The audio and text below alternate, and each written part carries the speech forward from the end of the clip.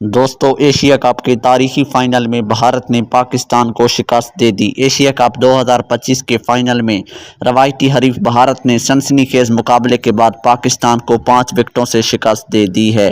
اس فتح کے ساتھ ہی بھارت نے ایک مرتبہ پھر ایشیا کپ کا ٹائٹل اپنے نام کر لیا ہے۔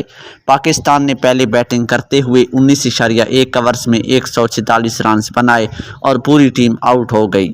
شہزادہ فرحان نے شاندار نصف سنچری سکور کی اور 38 گیندوں پر 57 رنز بنائے، جس میں 5 چوکے اور 3 چھکے شامل تھے۔ فخر زمان نے بھی ذمہ دارانہ کھیل کا مظاہرہ کرتے ہوئے 35 گیندوں پر 46 رنز جوڑے۔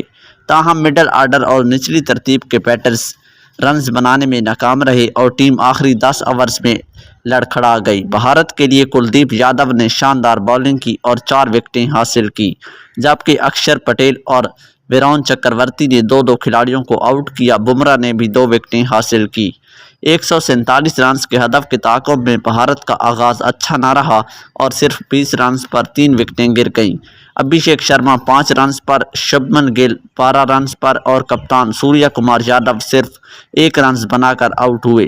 اس مشکل صورتحال میں نوجوان بیٹر تلک ورما نے شاندار بلے بازی کی اور 53 گیندوں پر ناقابل شکست 69 رنز بنائے، جس میں 3 چوکے اور 4 چھکے شامل تھے۔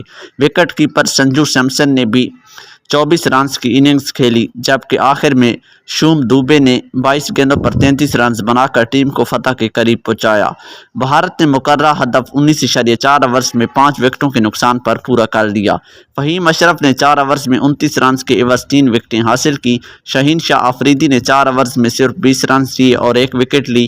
ابرار احمد نے بھی ایک کھلاڑی کو آؤٹ کیا۔ تاہم حارث رؤف مہنگے ثابت ہوئے، انہوں نے 3.4 اوورز میں 50 رنز دیے اور کوئی وکٹ نہ لے سکے۔ پاکستان کے اوپنرز کی شاندار کارکردگی کے باوجود مڈل آرڈر کی ناکامی ٹیم کے لیے مہنگی ثابت ہوئی۔ بھارت نے بہتر بیٹنگ اور پرسکون تعاقب کی بدولت 5 وکٹوں سے فتح حاصل کر کے ایشیا کپ 2025 اپنے نام کر لیا ہے۔